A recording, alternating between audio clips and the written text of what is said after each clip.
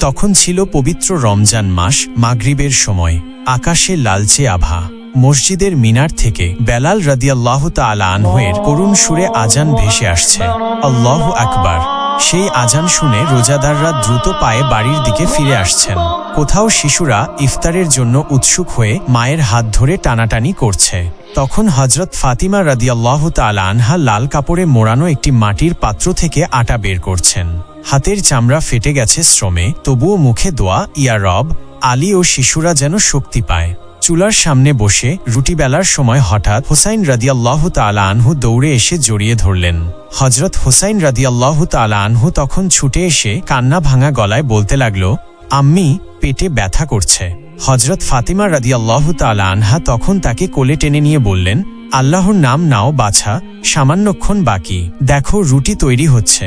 এরপর সারাদিন রোজা রেখে বহু কাজে ব্যস্ত থেকে অবশেষে ইফতারের জন্য হযরত আলী রাদিয়াল্লাহু তাআলা আনহু তখন ঘরে এলেন। চোখে সারাদিনের ক্লান্তি, কিন্তু মুখে শান্তির আভা।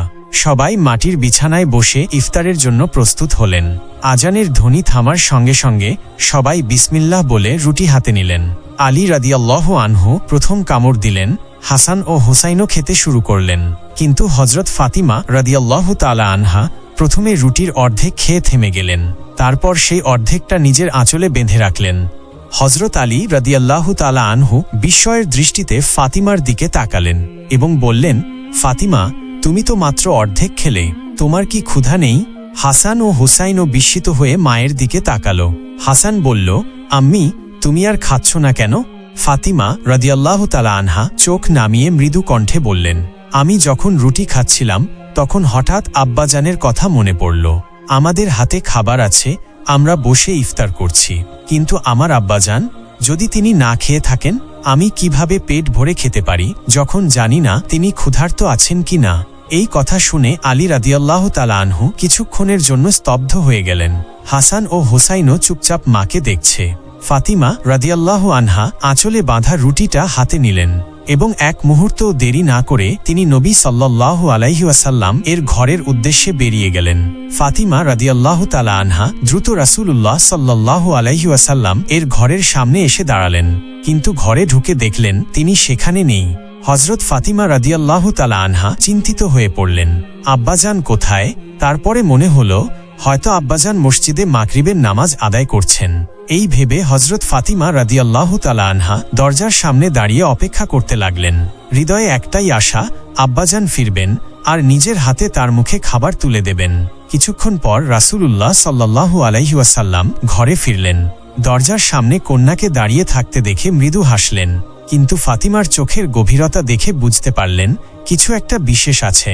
রাসূলুল্লাহ সাল্লাল্লাহু আলাইহি ওয়াসাল্লাম স্নেহভরা কণ্ঠে জিজ্ঞাসা করলেন, ফাতিমা, তুমি এখানে দাঁড়িয়ে আছো কেন? তিনি কন্যার হাত ধরে ঘরে নিয়ে এলেন। ফাতিমা রাদিয়াল্লাহু তাআলা আনহা আবেগঘন কণ্ঠে বললেন, আব্বাজান, আজ যখন আমি ইফতার করছিলাম তখন আপনার কথা আমার খুব মনে পড়ছিল। ভাবছিলাম আপনি যদি না খেয়ে থাকেন, তাই আমার খাবারের অর্ধেকটা আপনার জন্য নিয়ে এলাম। নবী সাল্লাল্লাহু আলাইহি ওয়াসাল্লামের চোখ ছলছল করে উঠল, পানি গড়িয়ে পড়ল দাড়িতে।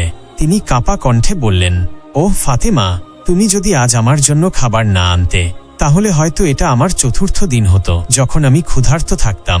এই কথা শোনা মাত্রই ফাতিমা রাদিয়াল্লাহু আনহুয়ের চোখের পানি আর থামল না। তিনি আঁচল থেকে রুটি বের করলেন এবং হাতে হাতে ছিঁড়ে ছিঁড়ে রাসূলুল্লাহ সাল্লাল্লাহু আলাইহি ওয়াসাল্লামের মুখে তুলে দিতে লাগলেন। তারপর কাঁপা কণ্ঠে বললেন, আব্বাজান, আজ হয়তো আমার জন্য কিছু খেতে পারলেন, কিন্তু কাল যদি খাবার না থাকে, আমরা যদি কালও না খেতে পারি। এই ভালোবাসা, এই দুঃখ, এই কন্যার অশ্রুভেজা কণ্ঠ শুনে নবী সাল্লাল্লাহু আলাইহি ওয়াসাল্লাম ফাতিমার মাথায় হাত রাখলেন। তারপর গভীর ভালোবাসায় বললেন, মা, ধৈর্য ধরো, বেশি বেশি ধৈর্য ধরো, কারণ আমাদের এই ধৈর্যের কারণে মহান আল্লাহ আমার গুনাহ আর উম্মতদের ক্ষমা করে দেবেন। ফাতিমা রাদিয়াল্লাহু তাআলা আনহা চোখের পানি মুছে নিলেন। তেমনি একদিন এক বৃদ্ধা মহিলা হযরত ফাতিমা রাদিয়াল্লাহু আনহার কাছে এলেন এবং বললেন, হে রাসূলুল্লাহর কন্যা, আমি 3 দিন ধরে ক্ষুধার্ত, আমাকে কিছু খেতে দিন। হযরত ফাতিমা রাদিয়াল্লাহু আনহা বললেন, আপনি 3 দিন ধরে ক্ষুধার্ত আর আমি 7 দিন ধরে রুটির মুখ দেখিনি। এখনই মাত্র 4 মুঠো গম কোথাও থেকে আমার স্বামী হযরত আলী নিয়ে এসেছে। আপনি বসুন, আমি এগুলো পিষে রুটি তৈরি করে আপনাকে খাওয়াই। এরপর তিনি গম পিষে রুটি তৈরি করলেন এবং সেই বৃদ্ধাকে খাইয়ে দিলেন, কিন্তু নিজের জন্য কিছুই রাখলেন না। বৃদ্ধা মহিলা বললেন, আপনিও তো ক্ষুধার্ত, আপনার জন্য কিছু রাখুন। তখন বিবি ফাতিমা রাদিয়াল্লাহু আনহা বললেন, হে মা, যে জিনিস সদকা করা হয় তাতে নিজের জন্য কোনো অংশ রাখা যায় না। প্রিয় বন্ধুরা, এটাই ছিল রাসূলুল্লাহ সাল্লাল্লাহু আলাইহি ওয়াসাল্লামের কন্যার উদারতা। বেশ কিছুদিন পর নবীজি সাল্লাল্লাহু আলাইহি ওয়াসাল্লাম অসুস্থ হয়ে পড়েছিলেন। সময় যত গড়াতে লাগল, প্রিয়জনদের মনে দুশ্চিন্তা তত বাড়তে লাগল। কিন্তু সবচেয়ে বেশি কষ্টে ছিলেন তার আদরের কন্যা হযরত ফাতেমা রাদিয়াল্লাহু তাআলা আনহা। তিনি সবসময় বাবার পাশে থাকার চেষ্টা করছিলেন, যেন এক মুহূর্তের জন্য তাকে চোখের আড়াল না করেন। নবীজি ফাতেমাকে খুব ভালোবাসতেন। সেদিন নবীজি হঠাৎ কেঁদে উঠলেন। ফাতেমা রাদিয়াল্লাহু তাআলা আনহু আতঙ্কে জিজ্ঞেস করলেন, আব্বাজান, আপনি এভাবে কেন কাঁদছেন? নবীজি তখন কাঁপা কাঁপা কণ্ঠে বললেন, মা, আমি চলে গেলে আমার উম্মতের কি হবে সেটাই ভাবছি। এই চিন্তায় আমার মন অস্থির হয়ে গেছে। বাবার মুখে এই কথা শুনে ফাতেমার চোখ বেয়ে অশ্রু গড়িয়ে পড়ল। তার বুকের ভেতর কেমন যেন মোচড় দিয়ে উঠল। ঠিক তখনই দরজায় খটখট শব্দ হল। নবীজি ফাতেমাকে বললেন, মা, দেখো কে এসেছে। ফাতেমা রাদিয়াল্লাহু তাআলা আনহা ধীর পায়ে দরজার দিকে এগিয়ে গেলেন, কিন্তু দরজা খুলেই যা দেখলেন তাতে তিনি আতঙ্কে দৌড়ে ফিরে এলেন। ভয়ে কাঁপতে কাঁপতে বললেন, আব্বাজান, দরজার বাইরে একজন দাঁড়িয়ে আছে। তার পা মাটিতে কিন্তু মাথা আসমানে। আমি জীবনে কখনো এমন ভয়ঙ্কর কিছু দেখিনি।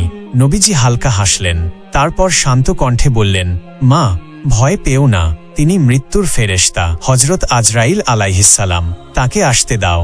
এই কথা শোনার সঙ্গে সঙ্গেই ফাতেমার বুকের ভেতরটা ধক করে উঠল। কান্নায় ভেঙে পড়লেন তিনি। এরপর হযরত আজরাইল আলাইহিসসালাম ঘরে প্রবেশ করলেন, নবীজিকে সালাম জানালেন। তারপর বিনম্রভাবে বললেন, ইয়া রাসূলুল্লাহ, আল্লাহ তাআলা আপনাকে সালাম জানিয়েছেন। তিনি আমাকে পাঠিয়েছেন আপনার জান কবজ করার জন্য। তবে তিনি আমাকে বলে দিয়েছেন, যদি আপনি অনুমতি না দেন তাহলে আমি যেন ফিরে যাই। নবীজি একটু চুপ করে রইলেন। তারপর গভীরভাবে বললেন, আজরাইল, আমি চলে গেলে আমার উম্মতদের কি হবে? আজরাইল আলাইহিসসালাম এই কথার উত্তর দিতে পারলেন না। এরপর হঠাৎ আসমান থেকে হযরত জিবরাইল আলাইহিসসালাম নেমে এলেন। তিনি নবীজির সামনে দাঁড়িয়ে বললেন, ইয়া রাসূলুল্লাহ, আল্লাহ তাআলা বলেছেন আপনি চিন্তা করবেন না। আপনি চলে যাওয়ার পর আপনার উম্মতের দায়িত্ব স্বয়ং আল্লাহ গ্রহণ করবেন। এই কথা শুনে নবীজির ঠোঁটে এক মুচকি হাসি ফুটে উঠল। তার চোখে প্রশান্তির ঝলক দেখা গেল। তারপর তিনি হযরত আজরাইল আলাইহিসসালামের দিকে তাকিয়ে বললেন, হে আজরাইল, এবার তুমি তোমার দায়িত্ব পালন করতে পারো। এভাবেই দুনিয়ার আলো ছেড়ে মহান প্রিয় নবী সাল্লাল্লাহু আলাইহি ওয়াসাল্লাম চলে গেলেন তার প্রিয় রবের সান্নিধ্যে। এমনই সময় কেটে যায়। হযরত ফাতিমা রাদিয়াল্লাহু আনহা নিজেও হঠাৎ কঠিন অসুস্থতায় আক্রান্ত হয়ে পড়েন। জ্বরে আক্রান্ত হওয়ার কারণে তিনি ঘুমাতে পারছিলেন না এবং তার স্বামী হযরত আলী রাদিয়াল্লাহু তাআলা আনহু পুরো রাত তার পাশে জেগে কাটালেন। রাতের শেষ অংশে যখন ফাতিমা রাদিয়াল্লাহু তাআলা আনহা একটু ঘুমিয়ে পড়লেন, তখন ফজরের আজান হল।